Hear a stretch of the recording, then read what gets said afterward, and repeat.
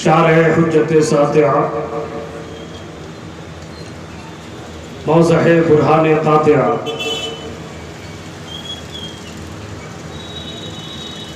جامع لطائف فاضلہ معدن خصائص کاملہ واقف خزائن شرع متین حضرت علامہ سید شاہ صباح الدین منعمی ابو العلائی چشتی دامت برکاتہم الاطہر والاقدس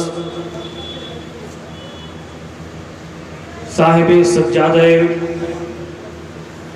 مخدومان چشتیہ ابو العلائیہ منعمیہ کی دعوت محبت بلکہ ذرہ نوازی کہیے کہ یہ خاکسارہ تھوڑی دیر کے لیے آپ کی خدمت میں حاضر ہے. اس ذرہ نوازی پر ایک زبردست کلام کے دو شعر عرض کر دوں کہ نمی دانم چے آخر کے آخر چوں دمے دیدار می رقصم. نمی دانم کے آخر چوں دمے دیدار می رقصم مگر نازم بھئی ذوقے کے پیش یار بھی رقصم. اس کلام کا سب سے زبردست شعر جو مجھے لگتا ہے کہ اگرچہ قطرے شبنم نپایت بر سرے خارے، اگرچہ قطرے شبنم نپایت بر سرے خارے منم آ قطرے شبنم بنو کے خار می رقصم. منم آ قطرے شبنم بنو کے خار می رقصم. اگر آپ کو یہ شعر نہ سمجھ آیا کوئی بات نہیں، حضرت بایزید بسطامی فرماتے ہیں کہ اگر کوئی بندہ مومن ایک مرتبہ لا الہ الا اللہ کہتا ہے تو اس کے 6000 چھوٹے گناہ معاف کر دیے جاتے ہیں. جب پڑھے لکھے لوگ کم بولتے ہیں I know that, we know that very well. اس پھر میں نہیں رہنا کہ رٹ کے آئے تقریر. میرے دل کو دل نہ سمجھو، میری جان کو جان نہ سمجھو، یہ کوئی اور بولتا ہے تو میری زبان سمجھو. پھر فرماتے ہیں کہ ان کے مکتوبے کو پڑھیے کہ اگر کوئی بندہ مومن محمد رسول اللہ کہتا ہے تو اس کے 6000 درجات بلند کر دیے جاتے ہیں. کہیے سبحان اللہ.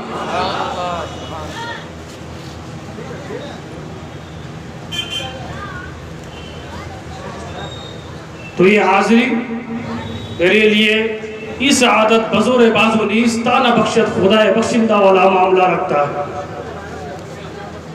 تھوڑی دیر کے لیے میں حاضر خدمت ہوں.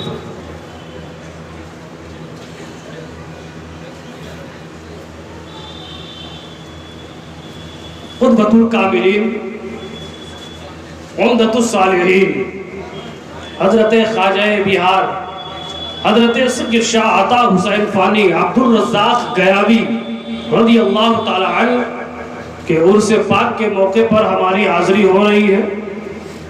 رب کریم کی بارگاہ میں دعا ہے کہ اسی طرح ہر سال ہر دم ہمادم دم بدم دیکھنے کو مل جائے. کہہ دیجئے آمین. ورنہ ہمارا تو حال یہ ہے، ایک بات ذہن میں رکھیے کہ کچھ لوگوں کی نمازیں کالے کپڑے میں لپیٹ کر، پوری ذمہ داری کے ساتھ بول رہا ہوں، اپنے تمام جملوں کا ذمہ دار میں خود ہوں، کچھ لوگوں کی نمازیں کالے کپڑے میں لپیٹ کر ان کے منہ پر مار دی جائے گی، لیکن درود پاک کے بارے میں یہ کہیں پر ایکسپلین نہیں کیا گیا، منشن نہیں کیا گیا ہے کہ بندہ مومن اگر درود پاک پڑھتا ہے تو اس کو واپس کر دیا جائے گا. عقیدہ پختہ ہونا چاہیے. بندہ مومن جس نہج پر، جس اسلوب پر، جس زاویے کے ساتھ اللہ کے رسول کی بارگاہ میں درود بھیجتا ہے وہ رب کی بارگاہ میں بھی قبول ہو جایا کرتا ہے، رب کے رسول کی بارگاہ میں بھی قبول ہو جایا کرتا ہے. تو نماز واپس کی جا سکتی ہے، عقیدہ واپس نہیں کیا جا سکتا. عقیدے پر ایک بات سنیے، پھر اپنے ٹاپک پر آ رہا ہوں. مجھے اپنے ٹائم کا خیال ہے الحمدللہ. علامہ ابن جوزی فرماتے ہیں، رقم دراز ہے کہ میرا معمول تھا کہ میں روز آقا کریم کی بارگاہ ذیشان میں ایک گلاس پانی اور ایک کٹورا چنا فاتحہ کرتا تھا اور رب کی بارگاہ، رب کے رسول کی بارگاہ میں پیش کر دیتا تھا. علامہ ابن جوزی فرماتے ہیں ایک دن میں مشکوک ہو گیا، کہا میں فاتحہ کرتا ہوں، نبی کی بارگاہ میں پہنچتا ہے کہ نہیں پہنچتا؟ علامہ ابن جوزی اپنے بارے میں فرما رہے پہنچتا ہے کہ نہیں پہنچتا؟ ایک دن آرام فرما رہے تھے، خواب میں دیکھا کہ نبی معظم کا دیدار ہوا۔ سبحان اللہ۔ کچھ لوگوں کے پیٹ میں درد ہوتا ہے کہ نبی کا دیدار نہیں ہو سکتا۔ اما علامہ جلال الدین سیوطی کو پڑھو، انہوں نے حالت بیداری میں 70 مرتبہ نبی کا دیدار کیا ہے، 70 مرتبہ۔ سبحان اللہ۔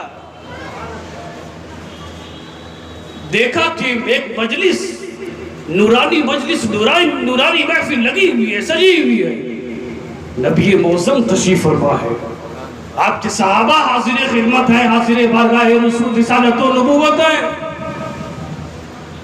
دیکھتے کیا ہے کہ نبی کسی چیز کو دیکھ رہے ہیں اور مسکرا رہے ہیں، دیکھ رہے ہیں مسکرا رہے ہیں۔ کیونکہ ہجوم تھا، علامہ کو نظر نہیں آ رہا تھا، آگے بڑھے، دھیرے دھیرے آگے بڑھ رہے ہیں، ادباً لحاظاً آگے بڑھ رہے ہیں، پھر بھی نظر نہ آیا تو پنجوں کے بل کھڑے ہو گئے۔ کھڑے ہو کر کیا دیکھتے ہیں کہ یہ وہی گلاس کا پانی ہے اور وہی کٹورے کا چنا ہے جو میں روز رب کے رسول کی بارگاہ میں پیش کرتا تھا۔ کہنے کا مطلب یہ ہے کہ نماز کبھی کبھی واپس کی جا سکتی ہے، عقیدہ اگر پختہ ہو تو واپس نہیں کیا جا سکتا ہے۔ عقیدہ بول دیتا ہے، نظریہ بول دیتا ہے، کس کے نام کا سجدہ مصلی بول دیتا ہے۔ اما کسی کو آزمانا ہو تو میرا مشورہ مانو، نبی کا نام لے لو، اس کا چہرہ بول دیتا ہے۔ نبی کا نام لے لو، اس کا چہرہ بول دیتا ہے۔ ان اولیاء الا المتقون۔ اگر ہم تعریف کریں تو تھوڑی دیر کے لیے بات سمجھ میں نہ آئے۔ اب ولی کی تعریف ولیوں کے سردار سے اگر کرا دیں تو محبوب سبحانی فرما رہے ہیں، شہباز لامکانی فرما رہے ہیں، قندیل نورانی فرما رہے ہیں، خود جو ولیوں کا سردار ہے، جو سید الاولیاء ہیں، وہ فرما رہے ہیں۔ ولی کی تعریف سنیے، جیسے کوئی مردہ غسال جو مردے کو نہلاتا دھلاتا ہے، اب وہ چاہے تو مردے کو اٹھائے، ہاتھ اٹھائے، لٹا دے، پلٹ دے، کروٹ کر دے، وہ غسال کے ہاتھ میں ہے۔ اب فرماتے ہیں، ایکسپلینیشن دیکھیے، کہ جب تک بندہ بشکل مردہ اللہ کے دستے قدرت میں بصورت غسال نہ ہو جائے، کہ اس کا امر ہے چاہے اسے لٹائے یا بیٹھا دے، اب اپنی مرضی سے فنا اور اللہ کی مرضی سے بقا ہو جائے۔ اب رب کی مرضی ہے کہ رب اسے پہنائے یا ننگا رکھے، اسے عزت دے یا ذلت دے، اسے بھوکا رکھے پیاسا رکھے یا شکم سیر کرا دے۔ اور جو بندہ مومن ہے اپنی مرضی سے اگر فنا ہونا چاہتا ہے اور مکمل کامل کفالت اور نگرانی میں رب کے سپرد کرنا چاہتا ہے خود کو، تب رب فرماتا ہے، حضرت غوث اعظم فرما رہے ہیں کہ رب کا یہ فرمان اور کنسپٹ ہے کہ رب اس کی آنکھ بن جاتا ہے جس سے وہ دیکھتا ہے، اس کے کان بن جاتا ہے جس سے وہ سنتا ہے، اس کا ہاتھ بن جاتا ہے جس سے وہ پکڑتا اور کام کرتا ہے، اس کا پیر بن جاتا ہے اللہ جس سے وہ چلتا ہے۔ یہ رب ہے، یہ رب کی عطا ہے، یہ مقام ولایت ہے، اور اس مقام ولایت پر جو فیض ہوتا ہے اس کو ولی کہتے ہیں۔ غوث اعظم نے تعریف کی ہے ولی کی۔ ذرا سمجھ کر فقیروں پر تبصرہ کرنا، یہ پانی سوکھی ندی سے نکال دیتے ہیں اور جب ان کے گدا بھر دیتے ہیں شاہان زمانہ کی جھولی۔ محتاج کا جب یہ عالم ہے مختار کا عالم کیا ہوگا؟ محتاج کا جب یہ عالم ہے مختار کا عالم کیا ہوگا؟ شقیق بلخی سے امام جعفر صادق نے پوچھا، ایک ہنگامہ ہے میں شرح و تو کہوں، سینکڑوں باتیں رہ رہ کر یاد آتی ہیں۔ پوچھا کہ آپ کے یہاں ولی کی فتوت کیا ہے؟ فتوت مینز عادت خصلت۔ اعلیٰ حضرت نے کنز الایمان میں ترجمہ کیا، وَإِنَّكَ لَعَلَىٰ خُلُقٍ عَظِيمٍ کا خوگو خصلت، ہیبٹ، بیہیویئر، نیچر. بس 2 بات عرض کروں گا. کیا ہے؟ فقیہ بلخی نے عرض کیا حضور ہمارے یہاں ولیوں کی عادت جو ہے اس کا معیار اور وقار یہ ہے کہ ملے تو شکر ادا کرے اور نہ ملنے پر صبر کرتے ہیں. ملے تو شکر ادا، نہ ملنے پر صبر کرتے ہیں. امام جعفر صادق طیار فرماتے ہیں کہ ہمارے ہاں شہر میں کتوں کا یہی حال ہے، ملتا ہے تو دم ملاتے ہیں، اپنی وفاداری کا ثبوت دم ملا کر دیتے ہیں، نہ ملتا ہے تو بیٹھ جاتے ہیں، صبر کرتے ہیں. فقیر بلخی نے عرض کیا حضور آپ کے یہاں کیا معاملہ ہے؟ اب امام جعفر صادق طیار کا جواب سنیے. ہمارے یہاں ولیوں کی خصلت یہ ہے کہ ملتا ہے تو بانٹ دیتے ہیں، نہیں ملتا ہے تو شکر ادا کرتے ہیں. کہا ملنے پر بانٹ دیا، یہ بات تو سمجھ آ رہی ہے، نہ ملنے پر شکر کیسا؟ تو ولیوں کا جو کنسپٹ ہوتا ہے، ان کی جو تھاٹ اور تھنکنگ ہوتی ہے وہ سنیے. اما اگر نعمت ملی تو اس کا حساب ہوگا، اگر حلال ہے تو اس کا حساب ہے، اگر حرام ہے تو اس کا عذاب ہے. اما جسم تو بشری ہوتا ہے لیکن آداب ملکوتی ہو جاتے ہیں، ولیوں کے خصلت ملکوتی ہو جاتی ہے. ذرا سمجھ کر فقیروں پر تبصرہ کرنا، یہ پانی سوکھی ندی سے نکال دیتے ہیں. تو یہ کنسپٹ اور تھنکنگ ہوتی ہے. کہاں محبوب خدا کی زندگی سمجھ نہیں آتی تو محبوبین محبوب خدا کی زندگی کہاں سے سمجھ آئے گی؟ اللہ ماشاءاللہ. ایک آخری بات مناسب لگ رہا ہے عرض کر دوں. امام احمد ابن حنبل تشریف فرما تھے، آپ کے ساتھی بھی بیٹھے تھے. اسی زمانے کے کسی صوفی باصفا عارف باللہ کا کسی نے تذکرہ کر دیا. آپ بیمار تھے، تکیہ سے ٹیک لگائے تھے، تکیہ کو چھوڑ دیا آپ نے.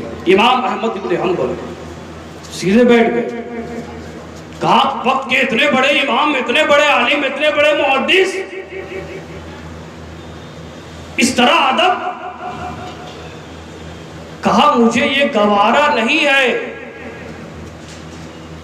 کہ اللہ کے محبوبوں کی بات ہو اور احمد تکیہ ٹیک لگا کر بیٹھا رہے، لٹ کر بیٹھا رہے. مجھے یہ گوارا نہیں. میں یہ سوچتا ہوں کہ اللہ کے محبوبین کا یہ حال ہے تو جس کے عشق میں یہ مست رہتے تھے اس پروردگار عالم کا عالم کیا ہوگا، اس رب کائنات کا عالم کیا ہوگا، اور رب کے رسول کا عالم کیا ہوگا. اس کے بارے میں شاعر کہتا ہے جمال فطرت حجاب میں تھا، نمود نور الخدا سے پہلے، حیات کی صبح سو رہی تھی طلوع شمس الدعا سے پہلے، اور عدم کی گہرائیوں میں کھوئی ہوئی تھی یہ کائنات ساری. وجود کی چاندنی کہاں تھی ہمارے بدر الدجا سے پہلے، وجود کی چاندنی کہاں تھی ہمارے بدر الدجا سے پہلے. انشاءاللہ الحنڈال والمنان پھر کسی محاذ پر کسی عنوان کے ساتھ ملاقات ہوگی. تب تک کے لیے یار زندہ صحبت باقی. وما علینا الا البلاغ المبین. السلام علیکم ورحمۃ اللہ.